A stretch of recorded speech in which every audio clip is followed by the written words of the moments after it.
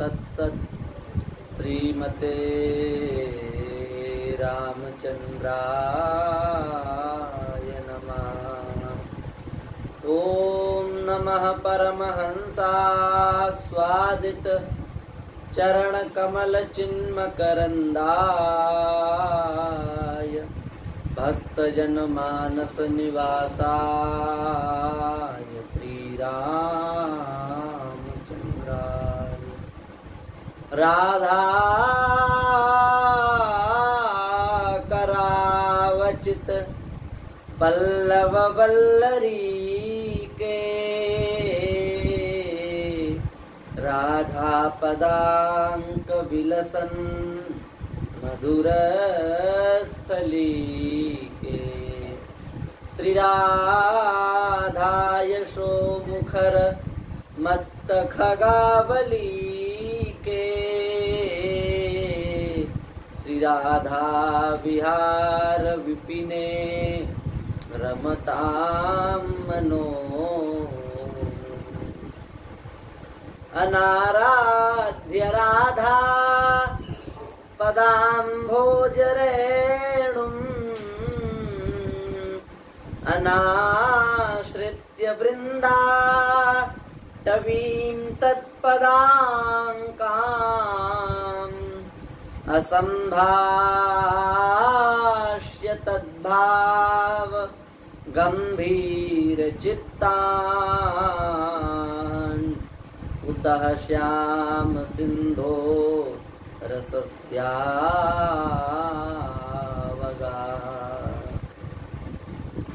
हरिशरणम भक्तवांछा कल्पतरु भक्तवत्सल शरणागत वत्सल दीनबंधु दया सिंधु नंदनंदन श्याम सुंदर की महती कृपा करुणा से हम सभी लोग मानव जीवन का सर्वोत्कृष्ट फल सत्संग लाभ प्राप्त कर रहे हैं।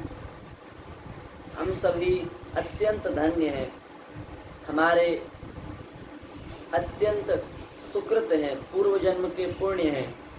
भगवान की हम सबके ऊपर ऐसी कृपा है कि हम सभी लोग श्री भारतवर्ष में हम सबका जन्म हुआ। यदि हमारा भारतवर्ष में जन्म न हुआ होता तो हम हमारी संस्कृति को कैसे पहचान पाते। हमारे शास्त्रों में जो सुंदर सुंदर चरित्रों का वर्णन है, सुंदर सुंदर लीलाओं का वर्णन है, सुंदर सुंदर अवतारों का वर्णन है, क्या हम उनको जान पाते? कभी नहीं जान पाते। हम सबका अत्यंत सौभाग्य है, भगवान की अत्यंत कृपा है जो हमको भारतवर्ष में जन्म दिया। और इस देश में जन्म लेने के बाद यदि हम अपने भगवान के भगवती के अवतारों को न जाने, उनके अनुष्ठान, उनकी विधि, उनके व्रत को न करें तो हमारा जीवन व्यर्थ है। इसलिए हम सबको अत्यंत भावपूर्वक सभी हमारे शास्त्रों के द्वारा प्रोक्त जितने भी व्रत पर्व त्योहार हैं, हमें उन सब का सम्मान करना चाहिए, उन सब का आदर करना चाहिए। अत्यंत हर्ष का विषय है, श्री राधाष्टमी का महापर्व है। श्री राधाष्टमी, श्री राधा जी कौन है? आत्मा तु राधिका तस्य, भगवान की आत्मा श्री राधा रानी है। बिना आत्मा के व्यक्ति की कोई गति होती है? यदि आपके पास बहुत धन है, बहुत संपदा है, आपके पास बहुत वैभव है, आपके पास बहुत ज्ञान है, आपके पास बहुत सुंदर शरीर है, आपके पास बहुत बल है, शक्ति है, पर आपके भीतर यदि आत्मा नहीं है तो सब कुछ बेकार है कि नहीं, व्यर्थ है कि नहीं? फिर आपका शरीर सब कुछ होने के बाद भी किसी काम का है? नहीं है। उसी प्रकार से श्री ठाकुर जी समस्त प्रकार के गुणों से युक्त हैं, पर उनकी भी आत्मा श्री राधा रानी है। श्री ठाकुर जी की भी गति श्री राधा रानी के बिना संभव नहीं है, ऐसी श्री राधा रानी है। भगवान की प्राप्ति बिना राधा रानी की कृपा के नहीं हो पाती। जब श्री राधा रानी की महती कृपा होती है तब श्री ठाकुर जी की प्राप्ति होती है। गोलोक में श्री ठाकुर जी विराजमान है, समस्त देवी देवता उनकी स्तुति कर रहे हैं। भगवान ने विचार किया कि हमको इस पृथ्वी लोक पर जन्म लेना है। उन्होंने विचार किया हम अकेले जाएंगे तो जैसा हमें कार्य करना चाहिए वैसा कार्य करने में हम सक्षम नहीं हो पाएंगे, इसलिए हमको अकेले नहीं जाना चाहिए, हमको श्री राधा रानी के साथ में जाना चाहिए। उन्होंने श्री राधा रानी से प्रार्थना की, हे श्री राधा रानी आप भी वहां पर पधारने की कृपा करें।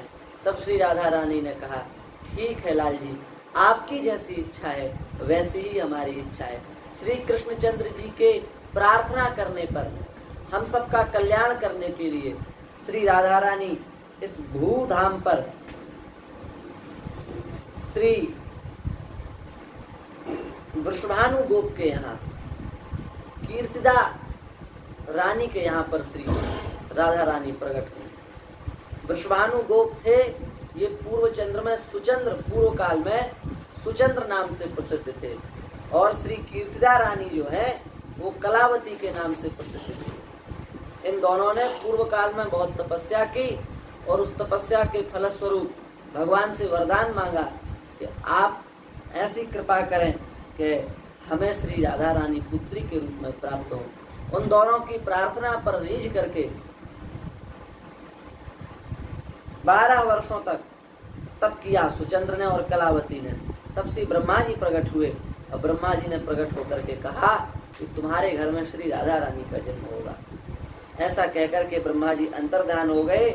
वही श्री सुचंद्र अगले जन्म में वृषभानु गोप बने और वही श्री कलावती अगले जन्म में कीर्तिदा रानी बनी। और इन दोनों ने बरसाने में अपने राज्य को स्थापित किया, बरसाने में अपने नगर को स्थापित किया, जिसको बृहद सानु कहते हैं। बरसाने का शुद्ध नाम क्या है? बृहद सानु। बृहद सानु में इन्होंने अपने नगर को स्थापित किया।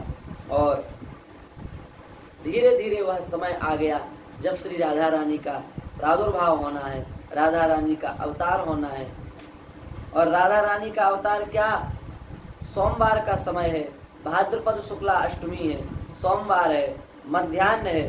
श्री कीर्तिदा महारानी स्वर्ण से जटित पलंग पर पर्यंक पर विराजमान है। उसी समय उन्होंने क्या देखा कि एक सुंदर तपे हुए सोने के समान कांति वाली एक कन्या प्रकट हो गई। उनको देख करके कीर्तिदा महारानी अत्यंत प्रसन्न हो गई। 2 लाख गायों को देने का संकल्प किया है।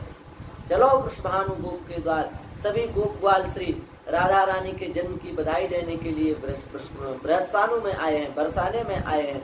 और उसी समय संयोग की बात है, करभाजन, श्रृंगी, गर्ग और दुर्वासा ये चारों ऋषि वहां पर आए हैं। और इन्होंने उस बालिका का नाम राधा रखा, जो भगवान की आराध्या राधा है, जो भगवान की भी आराधिका है, भगवान भी जिनकी आराधना करते हैं उनका नाम श्री राधा है। श्री नारद जी दर्शन करने के लिए आए। गोकुल में जाकर के उन्होंने भगवान श्री कृष्णचंद्र का दर्शन किया। और कृष्णचंद्र का दर्शन करने के बाद में नारद जी ने विचार किया, यदि ठाकुर जी आए हैं तो अकेले नहीं आ सकते, यदि ठाकुर जी हैं तो कहीं ना कहीं ठाकुरायन भी हैं, श्री राधा रानी भी हैं, पर उनको ढूंढा कैसे जाए? एक एक घर को खोज रहे हैं। उसी समय श्री नारद जी ढूंढते ढूंढते खोजते खोजते एक नगर में पहुंचे, बृहद सानु में पहुंचे। और बृहद सानु में देखा एक विशाल द्वार है। उस विशाल द्वार के भीतर जैसे ही प्रवेश किया, श्री वृषभानु जी ने नारद जी के दर्शन किए। दर्शन करते ही वृषभानु जी ने श्री नारद जी के चरणों में प्रणाम किया और प्रणाम करके कहा कि हमारे यहाँ एक पुत्र उत्पन्न हुआ है, उसका आप दर्शन करिए। जिनका नाम श्री राम था, उनका दर्शन उनको दिखाया। नारद जी बहुत प्रसन्न हुए, कहा कि ये श्री कृष्ण बलराम का बहुत प्यारा होगा। और नारद जी ने विचार किया यहाँ भी श्री राधा रानी नहीं है। ऐसा विचार करके वे जा रहे थे। उसी समय वृषभानु जी ने कहा, महाराज आपकी कृपा से हमारे यहाँ एक सुंदर लाली का भी जन्म हुआ है, वह आंख नहीं खोलती, आप जाकर के उनका थोड़ा दर्शन करें, उनका कुछ ऐसा आप ऐसा साधन करें जिससे उनके नेत्र खुल जाए। श्री नारद जी अंदर गए हैं और देखा, श्री राधा रानी को देख करके भाव विवल हो गए, समाधि सी लग गई। उन्होंने कहा, देखो हम इसकी आंखें तो खोल देंगे, पर आप सब लोग बाहर जाओ, कुंडी लगा लेने दो हमको, उसके बाद हम कुछ ऐसी सिद्धि करेंगे, साधन करेंगे जिससे इनके दोनों नेत्र खुल जाएंगे। श्री वृषभानु जी अंदर, श्री वृषभानु इत्यादि सब बाहर आ गए हैं। नारद जी ने गेट लगा लिए और खूब प्यारी श्री राधा रानी की स्तुति की। श्री राधा रानी प्रसन्न हुई और प्रसन्न होकर के कहा, हे नारद, तुमने हमारी बड़ी प्यारी स्तुति की है, तुम्हें भगवान की अविचला निश्चला भक्ति प्रदान हम करते हैं। ऐसा कहकर के श्री राधा रानी बाल रूप में दोबारा आ गई। नारद जी को देख करके विशाल रूप में प्रकट हो गई थी। और नारद जी से कहा कि अब आप जाओ, हम पुनः अपने रूप में प्रकट हो रहे हैं। बाल रूप में पुनः प्रकट हो गई, बालिका रूप में श्री राधा रानी हो गई। नारद जी प्रसन्न हो गए।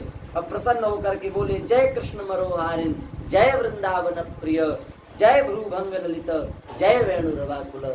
जय कृष्ण मनोहारिन, जय वृंदावन प्रिय, जय भ्रूभंग ललित, जय वेणु रवाकुल। बस ऐसा कहकर के नारद जी बाहर आ गए और कहा कि यदि इनके आपको नेत्र खोलने हो, ये नेत्र जैसे ही बंद करें उसी समय तुम इनसे कहना, जय कृष्ण मनोहारिन, जय वृंदावन प्रिय, जय भ्रूभंग ललित, जय वही वेणु रवाकुल। इस प्रकार से यदि तुम गान करोगे तो इनके नेत्र खुल जाएंगे। अब तो वृषभानु जी प्रसन्न हो गए और जय कृष्ण मनोहारिन, जय कृष्ण मनोहारिन इसकी ध्वनि करते और श्री राधा रानी आँख खोल लेती। ऐसे श्री राधा रानी का दिव्य प्रागट्य महोत्सव है।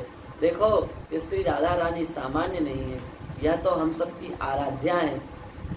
किसी को बाहु का बल है, किसी को जप का बल है, किसी का तप का बल है। हमें तो हमारे पास तो न बाहु बल है, न जप बल है, न तप बल है। हमें तो श्री राधा रानी का ही विश्वास है। भरोसा दृढ़ इन चरणन केरो।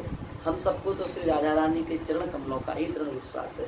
राधाष्टमी भाद्रपद कृष्णा अष्टमी अत्यंत पवित्र अष्टमी है।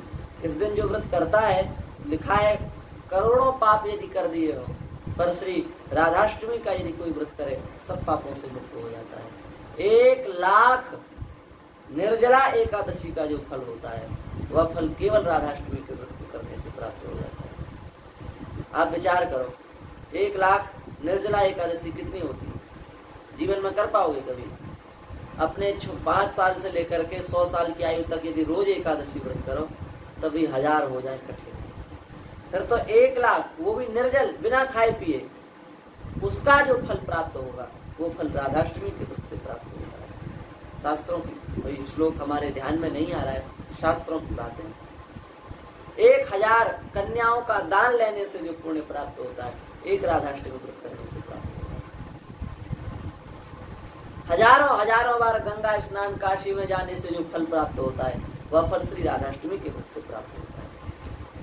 एक कन्या थी, बहुत सुंदर थी, अपने रूप के अभी कई बार व्यक्ति का रूप भी व्यक्ति का पतन कर देता है। उसके रूप से उसका पतन हो गया, व्यभिचारिणी हो गई, वेश्या हो गई। और 12 साल के बाद में बूढ़े को भी अपनी औकात समझ में आ जाती है। फिर तो वो स्त्री कन्या मनुष्य, उसको 12 साल 15 साल हो जाने के बाद बहुत पश्चाताप हुआ, हमने अपने जीवन को कहाँ ढकेल दिया। हम यदि भगवान के भजन में लगते तो हमारा कल्याण हो जाता। उस कन्या का नाम कलावती था। अब बड़ी दुखी होकर के वह गई, तीर्थ यात्रा करते करते संतों के यहाँ गई। संतों के यहाँ देखा कि संत लोग एक बालिका का पूजन कर रहे हैं, दिव्य पंचामृत से अभिषेक कर रहे हैं। उसने जाकर के कहा कि ये क्या हो रहा है? संतों ने कहा कि बेटी यह राधाष्टमी का व्रत है, हम सब लोग इस व्रत को कर रहे हैं। उसने बेचारी ने कुछ खाया पिया तो था नहीं, उसने कहा चलो हम भी व्रत कर लेते हैं। धोखे से उसने व्रत कर लिया राधाष्टमी का। उसी रात सर्प के काटने से उसकी मृत्यु हो गई। भयंकर यमदूत प्रकट हुए। यमदूतों ने कहा तुमने अपने जीवन को खेल खेल में समाप्त कर दिया है, इसलिए अब तुमको भयंकर यातना दी जाएगी।